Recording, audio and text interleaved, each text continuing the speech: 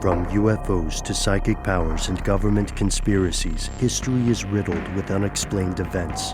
You can turn back now or learn the stuff they don't want you to know. A production of iHeartRadio.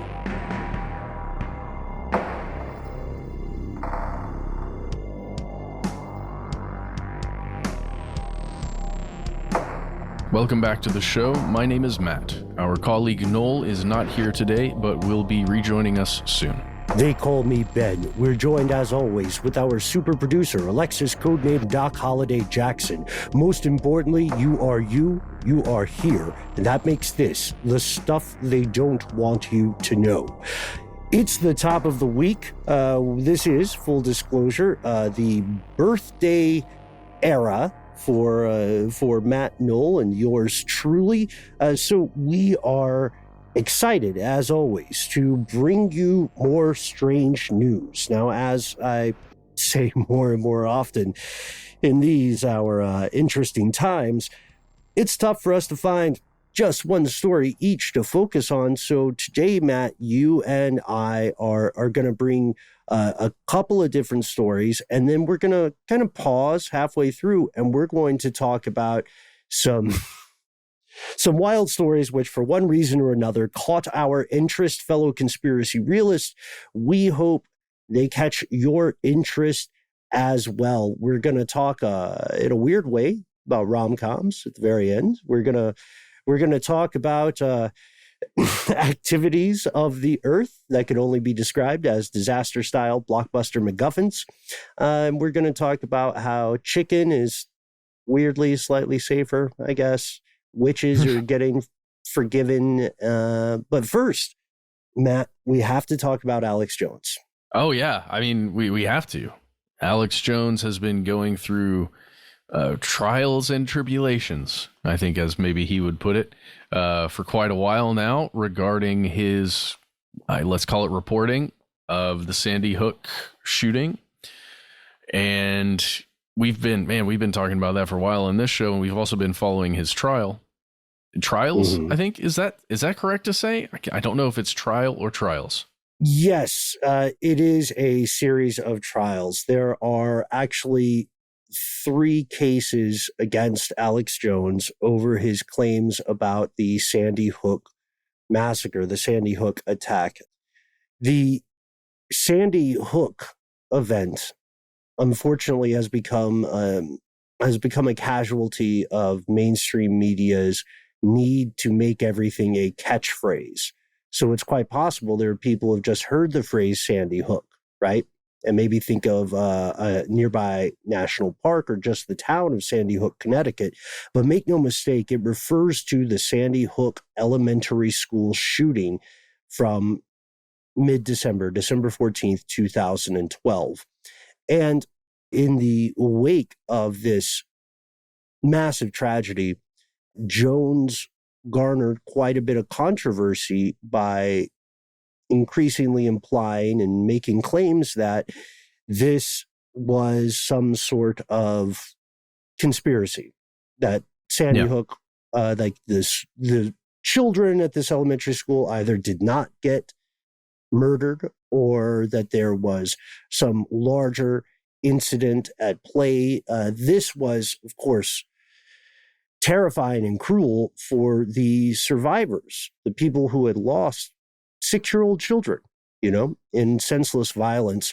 And as the echo chamber continued and people just sort of added on to stories without checking their facts, the parents in particular of these children started receiving death threats. They started being harassed, and they have made the case that this is due to Alex Jones pouring gas on the fire of speculation in an offensively speculative way, without checking sources, without looking at anything that didn't confirm his pre-existing beliefs or conclusions. So he has a media company called Free Speech Systems. What do we say about innocuous names? And he has he has just recently, just today as we record, in one of these trials, he has said that he understands now it was irresponsible of him to call the massacre of these, again, children at an elementary school, to call this massacre a hoax. The particular line that's being quoted a lot is Alex Jones saying, especially since I've met the parents, it's 100% real. And this is a trial. Like, he already lost one trial. He lost one civil suit because he just didn't show up, basically. Mm-hmm. And this trial is to determine how much he and that media company, Free Speech Systems, owe for defaming the parents of one of the children, Jesse Lewis, who was one of 26 people murdered in Connecticut in 2012, 20 students and 6 educators. So this is and remains the deadliest school shooting in all of American history. I'm a little torn here, Matt. I think it's important to have consequences for this kind of behavior. But here's what I'm torn. I don't think an apology quite suffices at this point. No, it probably doesn't when it comes to the personal anguish of family members, right, of victims.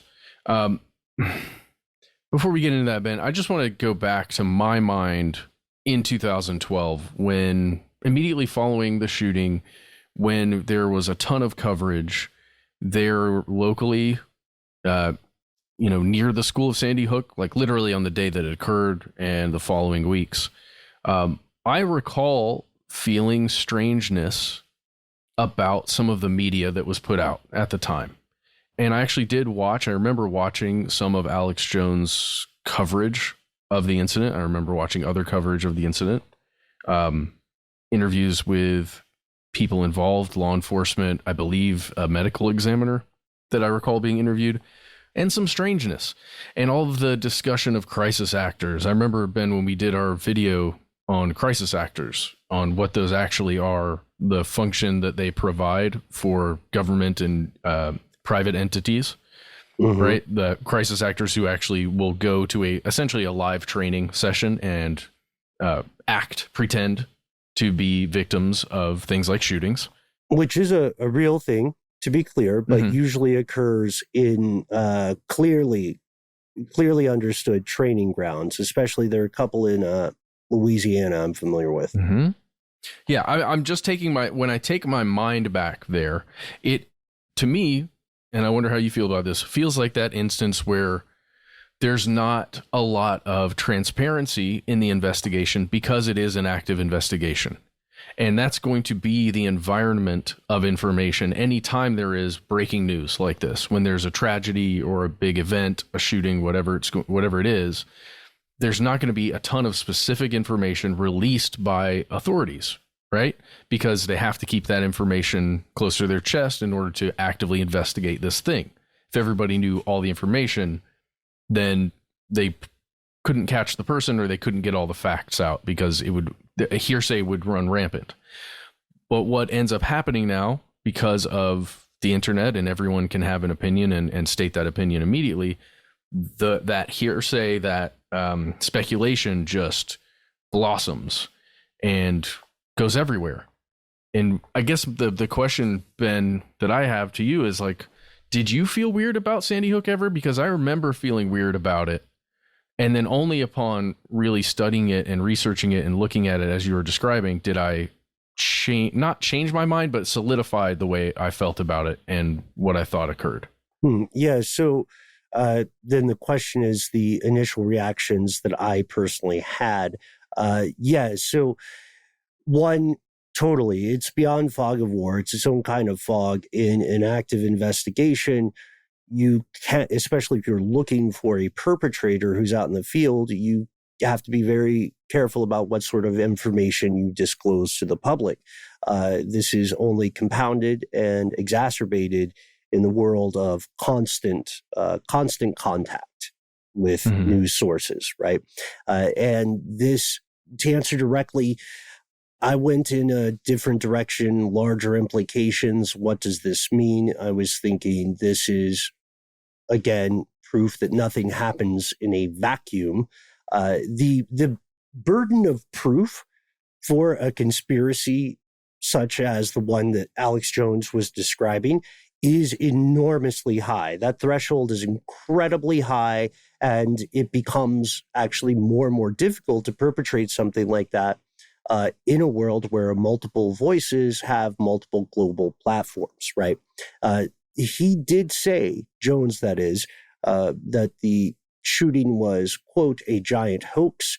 And his original statements said that this was a fake massacre perpetrated by people who were enemies of the Second Amendment. For any non-U.S. residents, the Second Amendment guarantees the right to bear arms, firearms, basically. And so he turned it into a kind of hackneyed, they're coming to take your guns argument. And it wasn't until multiple families sued him that he began to change his tune, which also means, I would say it's fair to ask whether he has a financial motivation for doing so, because per his own words in an earlier court case, he is a performer. This means that the statements then logically made on his show or on his properties can be taken as statements made for entertainment, just like in WWE. As messed up as that is to compare, it's true. He was originally, back in 2018, he was sued for defamation by 3 parents whose children were murdered at Sandy Hook. And then later that year, May 23rd, 6 more families in total sued him. He was found in contempt of court in Texas because we said he failed to show up, present witnesses or materials. Then he got fined $126,000 in 2019. And that's not enough, to really break the bank of an empire like that. In October of last year, almost a year ago now, he was ordered to pay damages. And the judge also noted that Alex Jones was not complying with the demands of the court. He declared bankruptcy in April of this year and said it was a result of the defamation lawsuits. This continues now. So what's happening now, what finally got him to admit the events in December 2012 at Sandy Hook actually occurred, was the suits determining damage. The current trial he's in, or the current defamation case, they're seeking $150 million in compensation. This began on July 25th of this year.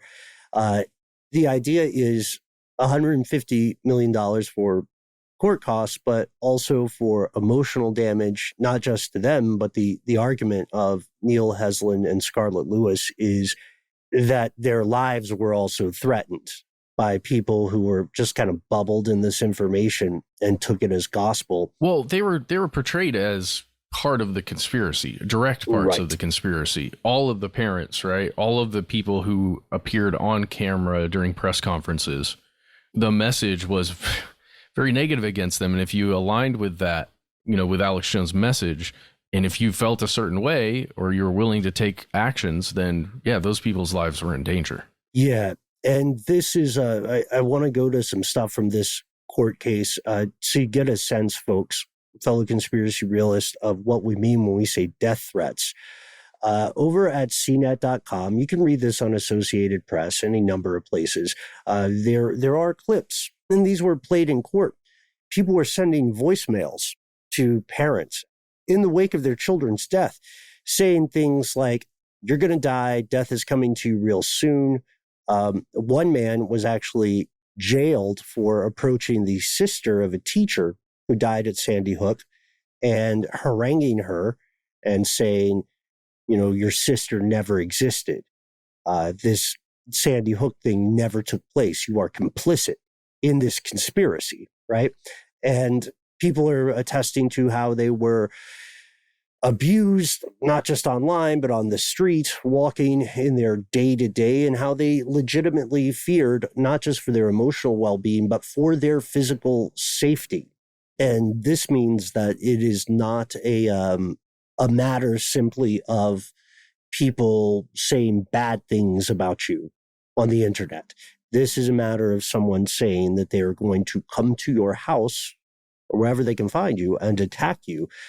Jones previously defended himself by saying, look, I never actually incited violence, which is a little bit, I don't know. I don't know if that's an argument that really holds up. What about you?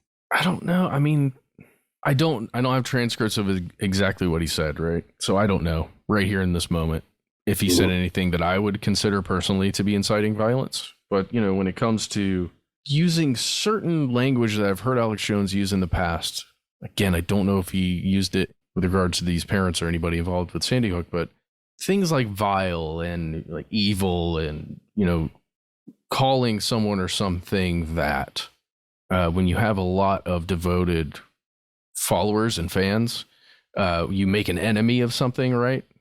Mm-hmm. And people who like identify with you and care about you a lot, and you're that big of a personality and persona online, I think it is dangerous.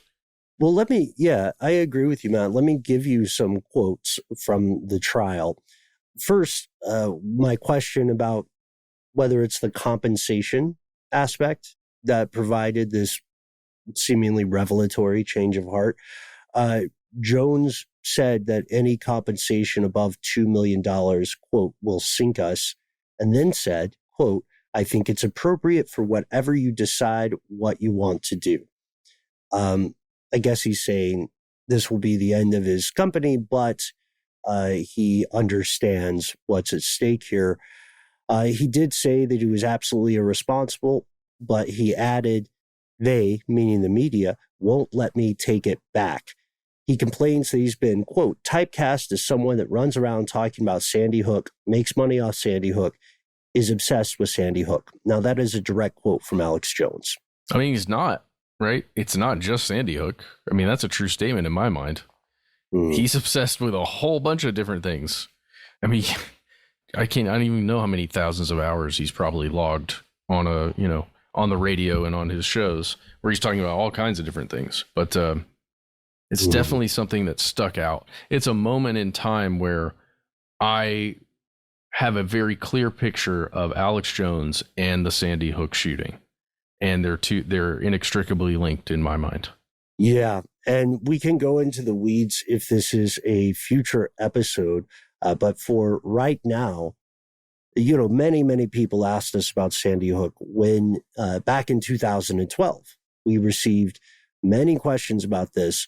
And one of the things that we do have to point out, as cliche as it is follow the money. We said we would have updates on this, and we do, which is that Alex Jones appears to say that now he understands that tragedy was real, that there were no crisis actors involved, that this was not some sort of Rube Goldberg-esque scheme to abolish the Second Amendment. But we want to hear from you. Do you think Jones truly had a change of heart? Do you think there is a financial motivation for this? Would you like an episode where we dive into all things Alex Jones? One last thing, just want to say here, and I hope I haven't been devil's advocating too much as I turn that into a verb. I'm imagining a scenario where there was a massive conspiracy that is not, in this case, it's not related to Sandy Hook whatsoever, right? It's just there's some massive conspiracy and a well-known personality finds out the truth about it and begins speaking about it all the time and shouting it from the rooftops. I'm imagining if there was a scenario where the powers that carried out that conspiracy were able to, a good way to silence that person and to make that message, whatever the truth was that person was saying, go away, would be to get that person to publicly admit that he was wrong and there is no conspiracy. True. Just saying, I know, and I'm not saying that's the case here. I'm just saying that would be a pretty good way to go about it. Yeah, well, let me add on one last thing before we go here. In this trial, which is taking place today as we record August 3rd, one of the lawyers for the parents showed a video of Alex Jones telling viewers on InfoWars that the jury in this defamation case was full of people who don't know what planet they're on.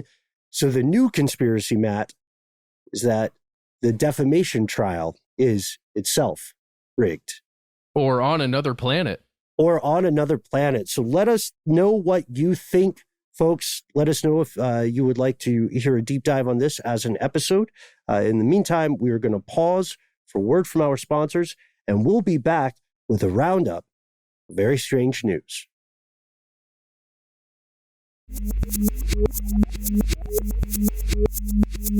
And we've returned. So that previous story is heavy, but we hope you agree important. We wanted to maybe just take a quick palate cleanser with a little bit of good news. Matt, as you know, Massachusetts has done it. They have granted absolution to their last remaining witch. Oh, wow. Yeah. Oh, jeez. Congratulations, whoever you are, you old so-and-so. Mm-hmm. Elizabeth Johnson in 1693, one of 30 people convicted as part of the Salem, surrounding area of Salem witch trials. And she was, until quite recently, the only person who had not been exonerated of devil worship.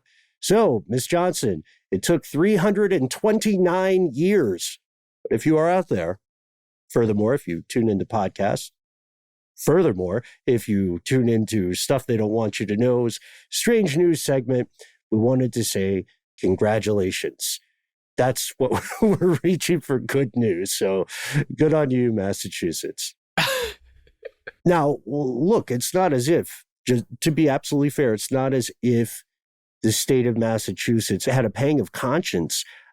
Matt, we owe all of this to an 8th grade teacher in Massachusetts, Carrie LaPierre. You get your props, Carrie LaPierre. It's a really great idea to teach about these witch trials that occurred in what was then Salem in Massachusetts. As you mentioned, there have been, now it's a couple different places.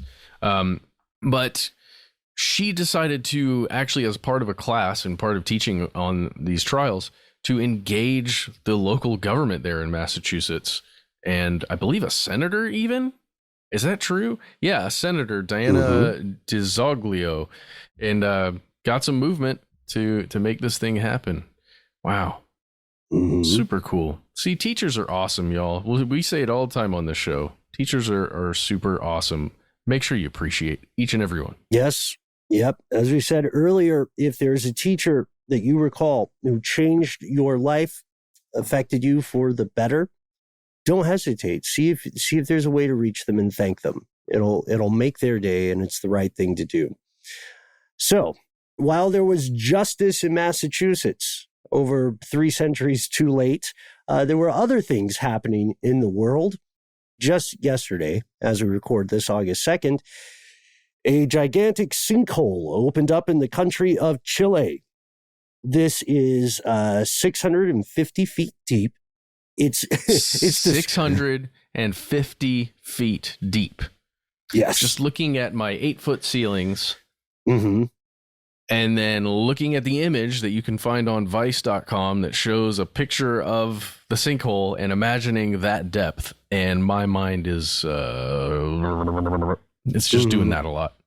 And shout out to Nathaniel Janowitz, who wrote this article over on Vice. Nathaniel did something that I always low-key enjoy in any U.S. publication. He said, okay, people aren't really going to get the metric system in this part of the world. So we can talk about feet, and we describe how wide it is. Why waste our time with meters? Just tell them it's the width of the White House. Yeah. Which is accurate. And think how big feet. the White House is. East 82 wing, west feet wing. diameter. Yeah. Yeah, exactly. That center bit. That's a big house.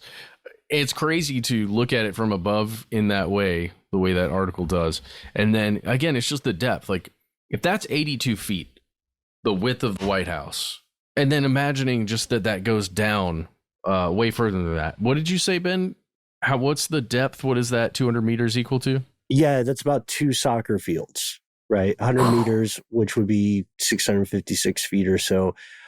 Yeah, the depth there is astonishing. It appears to be stable so far.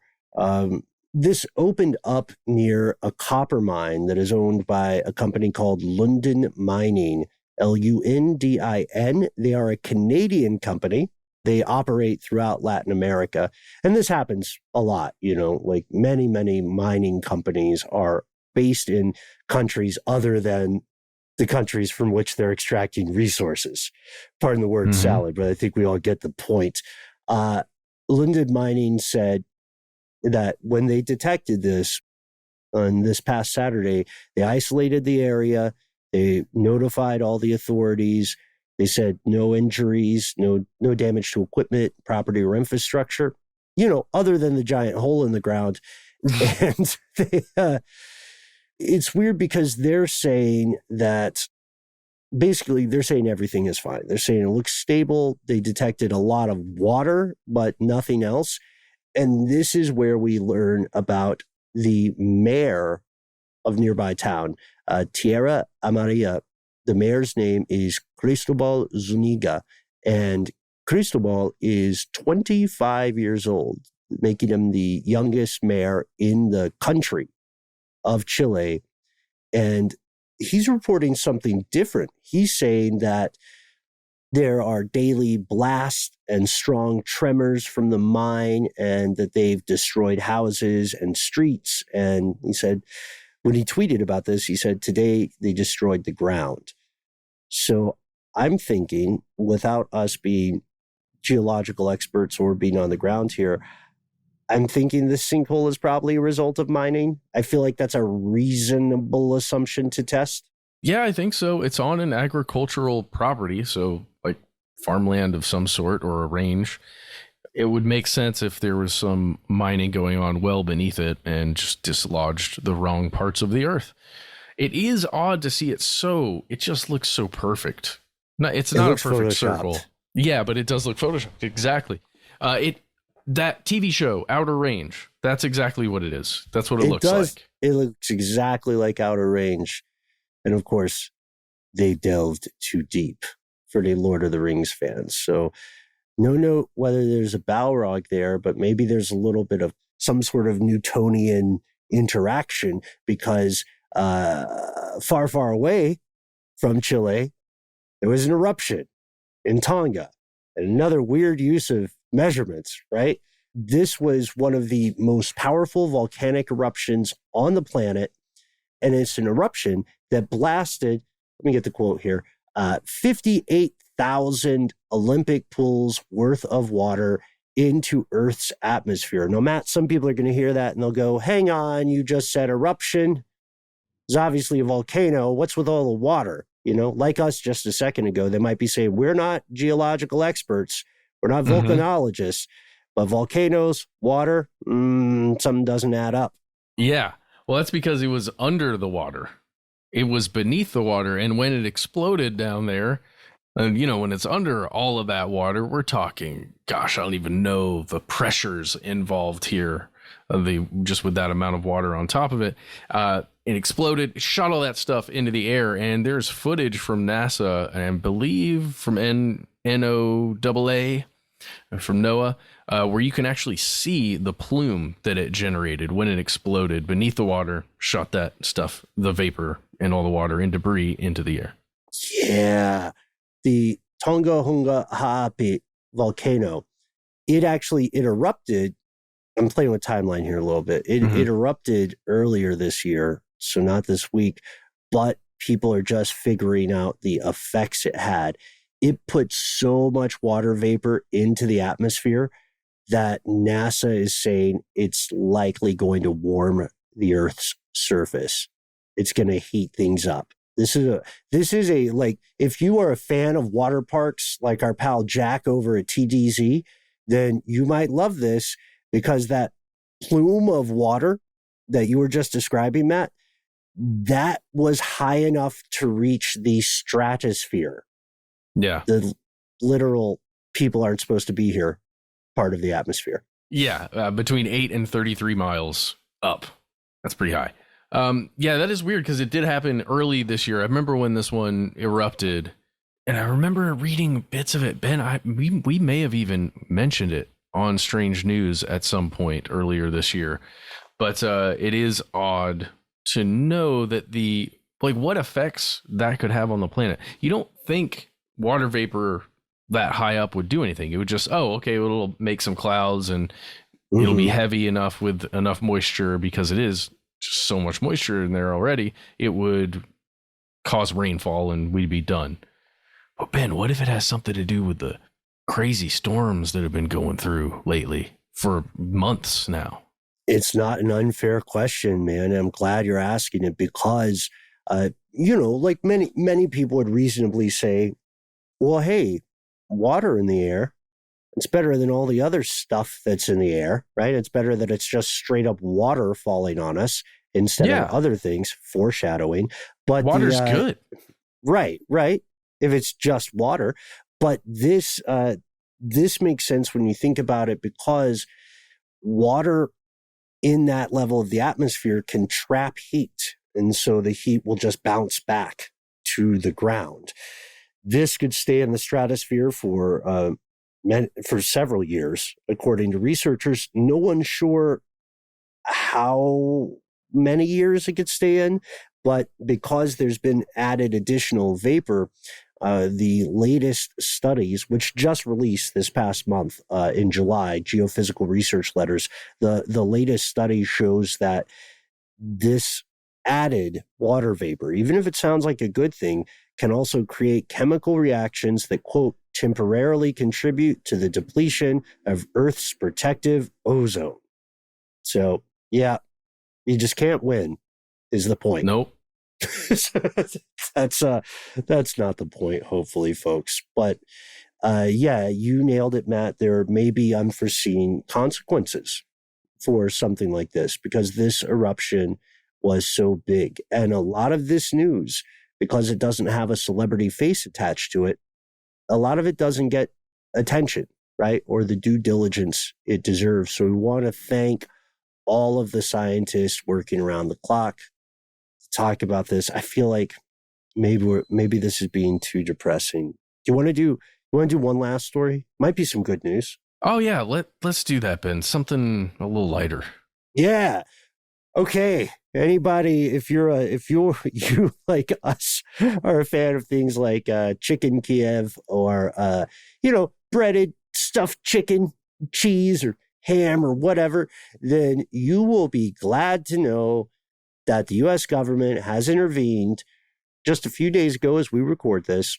On Monday of this week, the Department of Agriculture said, hey, no more salmonella in that chicken. But it was in there before? I know it's. I like to call these implication headlines. You know what I mean? It's like if you read some wild headline that said, Atlanta Zoo to stop feeding children to gorillas in exhibit. When did that start happening? Right. I'm glad that they worked it out, but come on, guys. That's true. Previously, only E. coli strains were considered adulterants. And the Department of Agriculture recently said, okay, we're going to say that maybe salmonella in frozen breaded chicken products is bad. Yeah, that's literally what this is. Ben, you shared an article from Consumer Reports, and this looks nuts to me. Brian Ronholm, who is Consumer Reports Director of Food Policy, was quoted in saying, "This is a landmark step. It demonstrates that the USDA is serious about addressing salmonella and holding the industry accountable." Like, what? There were no salmonella standards? Okay, yeah. And it establishes a precedent that will allow the department to work on enforceable salmonella standards for all poultry products based on outbreak data. Because there's been, 14 salmonella outbreaks since 1998. This is at least according to the USDA. And look, that sounds like a lot. Yeah. And it doesn't sound like a lot when they say only an estimated 200 people have become sick. But when you think about what salmonella can do to a person, depending on their age and, their health, like it is potentially fatal, correct? So you got to be really, really careful with this stuff, even though it has only sickened a small, relatively number of people. It's another, that quote is fascinating too, because it's another implication quote, right? Instead of an implication headline. And this is not to ding Consumer Reports. This is not necessarily to ding the USDA, but they're trying to put a positive spin on that. And that last part got to me. We're going to set a precedent. This salmonella stuff might be getting out of hand, which is nuts, because we all playing Russian roulette every time we every time we ate some chicken? No, because this is very specific, Ben, and I didn't understand that when I first started reading this article. This is only regarding frozen, breaded, stuffed chicken breasts. That's raw. It has to be raw. That is raw. When it's frozen. Yes. Yeah. So they're like saying, hey, guys, salmonella is kind of dope, Like, we don't want to say no salmonella ever. We just want to say that if you like that is so specific that this is not the case, but it almost feels like something happened to someone who has pull at the USDA, right? And they called and they were like, look, I'm not trying to rock the boat, but something's got to be done. Look, I would just say, as someone who has ordered a chicken sandwich at a very popular fast food joint, and upon taking a bite, realized that the chicken was still almost frozen and cold and reddish pink on the inside when I bit into it. Mm-hmm. I am all for this implication quote and whatever the implication implies, because I don't want to experience that again. Everybody out there, cook your chicken to 165 degrees Fahrenheit and use a thermometer. Don't just touch it and guess. Welcome to the United States. We're trying to have less salmonella. We're going to pause for a word from our sponsor, and then we're coming back with a big story. It's important, and it's going to, I think, help you understand what we said when we mentioned that rain might be foreshadowing.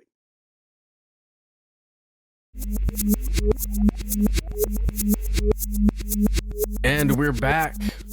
Is it raining where you are right now when you're listening to this? Are you in a car? Is there just water droplets? Are they just drenching the front of your car? You got your wipers on maybe? Or are you sitting next to your, window looking out and listening to the pitter patter of that wonderful rain? Maybe you got a glass of water. Hey, you got a glass of water right now? Some ice in it maybe? Mm-hmm. Just enjoying that stuff. Water is awesome. Man, it's great. And rain is cool too. You remember being a kid running outside in the rain until the lightning got too close, right? Mm-hmm. You did that.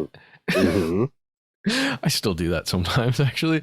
But I'm a kid, but that's how it works.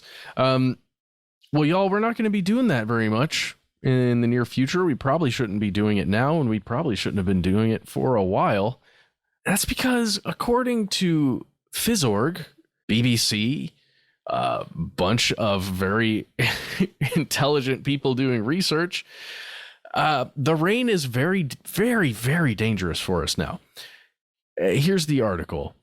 It's from Fizzorg. It was posted on August 2nd, 2022.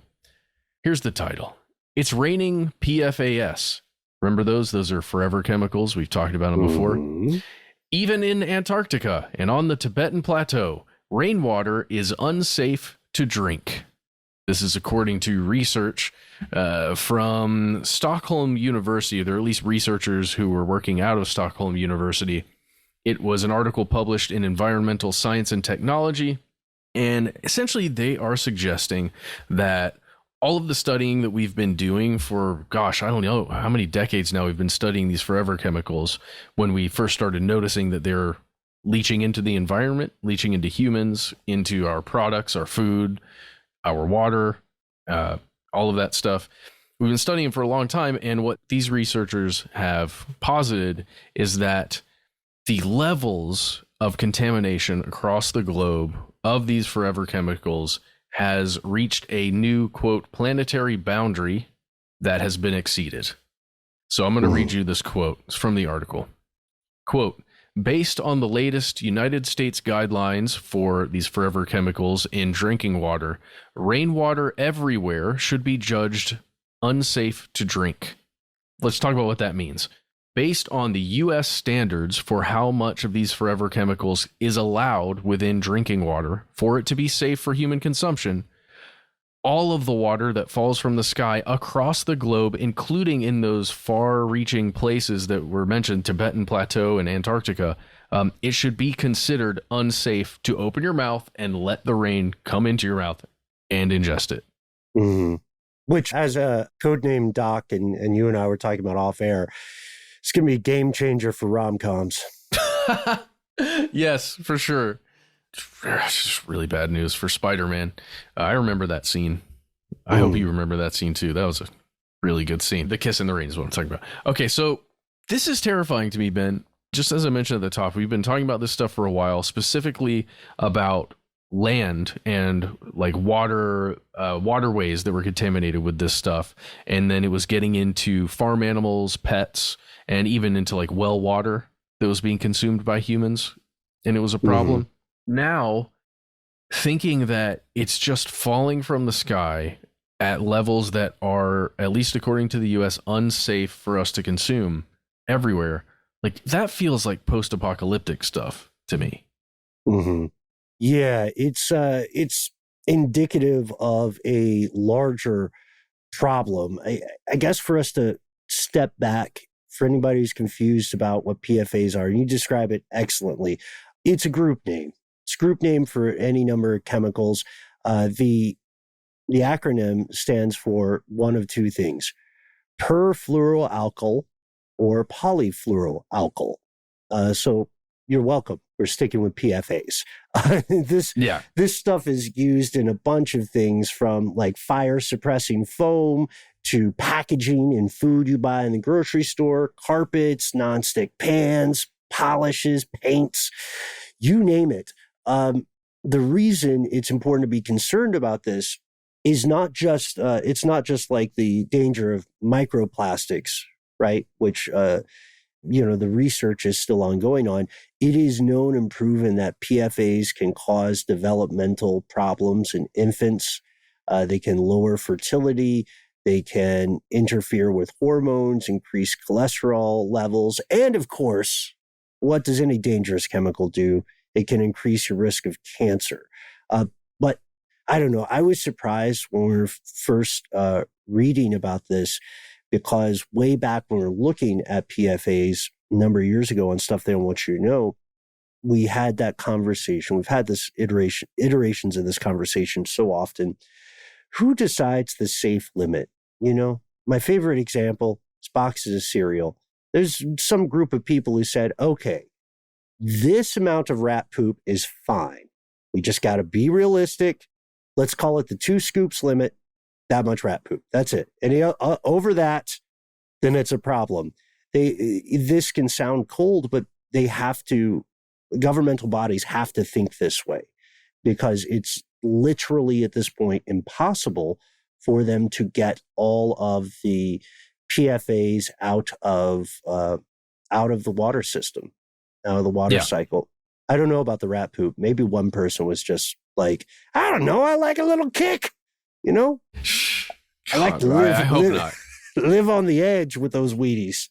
Well, let's talk about the regulations because they differ from country to country, and different parts of the world. They're very, very different. If you go to reporting out of the BBC, they have an article you can find titled "Pollution: Forever Chemicals in Rainwater Exceed Safe Levels," and they're a little specific about this, a little vague about this, but they are saying that this is only with regards to the U.S. regulations or the U.S. safety standards that are outlined. In Europe, parts of Europe, it's different. In the UK, if you're out in the United Kingdom, the same level that was found, across the earth that was dangerous according to US levels is not dangerous according to the UK regulations. But they do exceed the European Union thresholds of safety. So it really just depends, Ben, as you said, on who decides what's safe and what's not. I like a little salmonella. Let's not get rid of all the salmonella. Yeah. Well, so here's the scary thing. There was a BBC investigation not long ago that looked at these same forever chemicals in drinking water, not in rainwater, the stuff that we think is natural coming from the sky, but the drinking water, the stuff that gets treated and goes into houses via pipes after going through massive, expensive water treatment plants.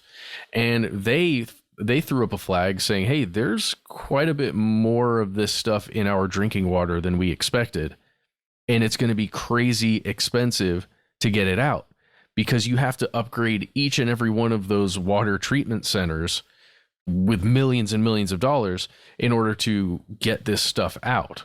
And that's just, we're talking about the UK there, but that's not, if you imagine it on a world scale, right? Mm-hmm.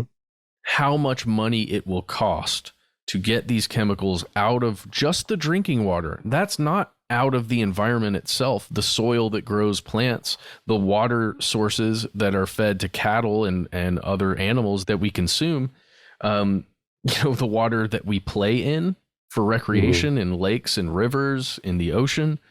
This is it's a horrible crisis. And it doesn't even matter that 3M is the company that was originally creating Teflon and putting that out in the world, which is kind of, what we talked about. I think the first time we talked about PFAs, even though they stopped manufacturing it, there are still 4,500 other compounds that are the same thing. They're these carbon chains that just stick around forever. And it's horrifying, and it's not going to get any better. It's only going to get worse. So what has to happen now, like yesterday, is some kind of regulation has to stop these things from getting into a vast number of the consumer products that we use every day. Yeah, agreed and well said. I mean, this also, for many of us in the crowd today, you're immediately thinking of your rainwater collection barrels, right? Should be.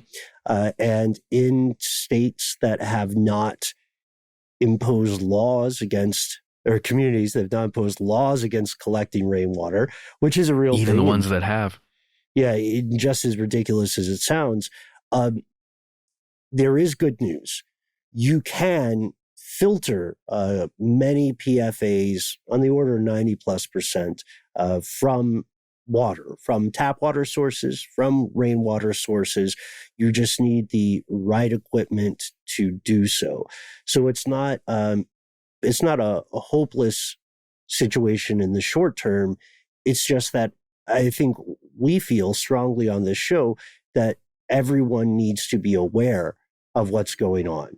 Because again, and tell me if I'm harping on this too much, Matt, but again, the issue here is that with these really dangerous systemic problems, a lot of media outlets don't pay too much attention to them unless they have a celebrity face attached. And that is horrific, a lot of people, in my opinion.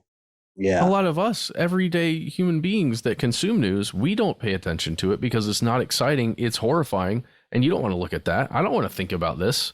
I don't want to get ready for bed thinking about the forever chemicals that are pitter-pattering on my roof.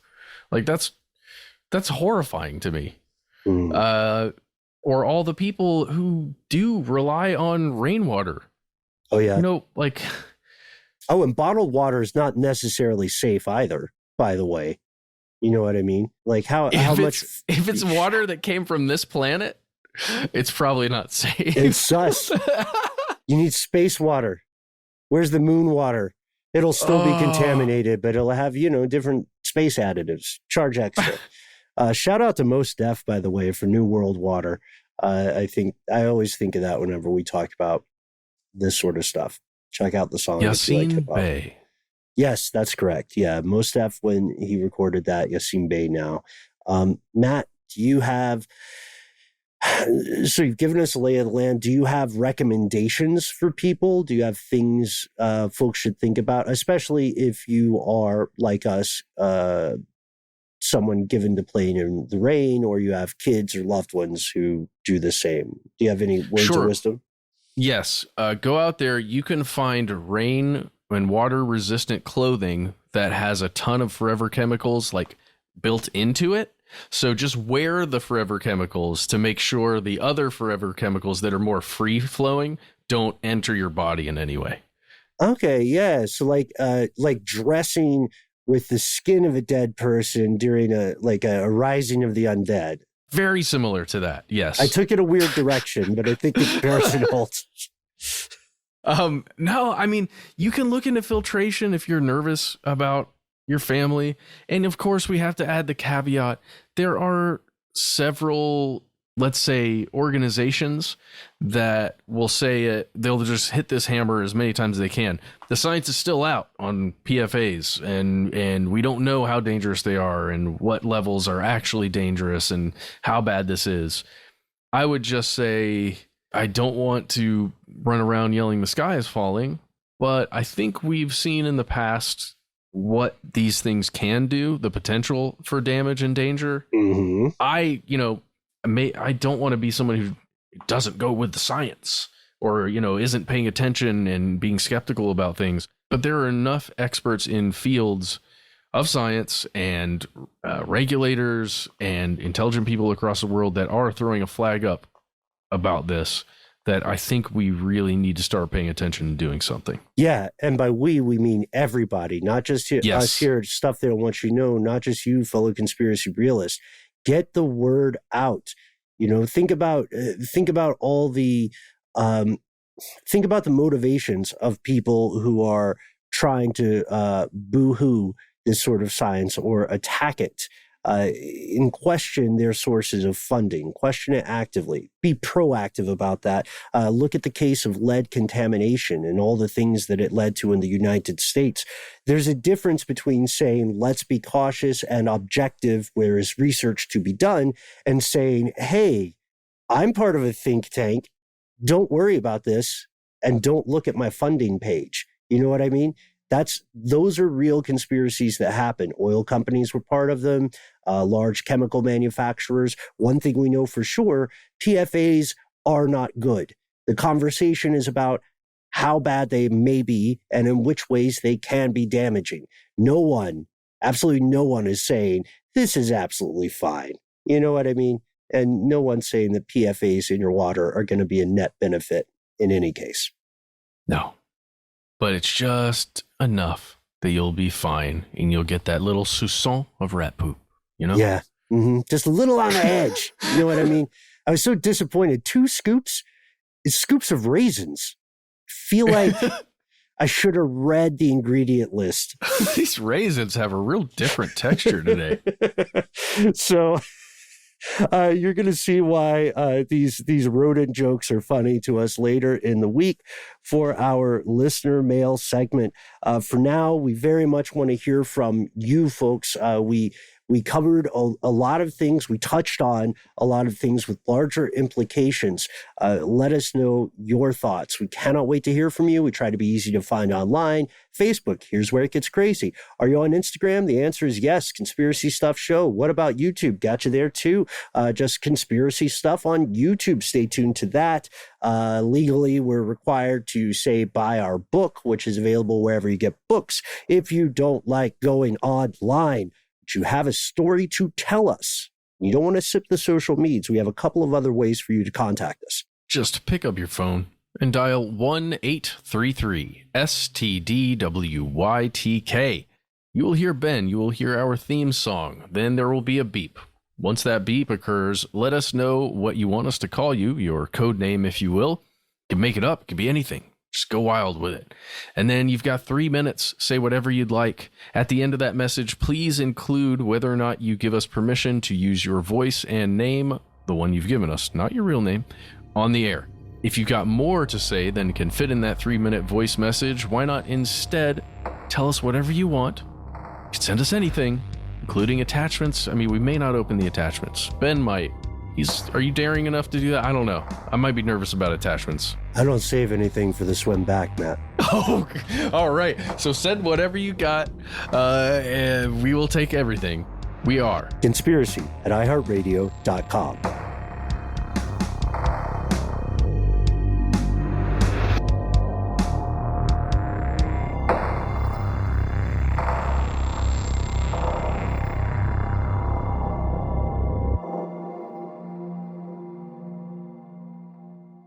Stuff They Don't Want You to Know is a production of iHeartRadio. For more podcasts from iHeartRadio, visit the iHeartRadio app, Apple Podcasts, or wherever you listen to your favorite shows.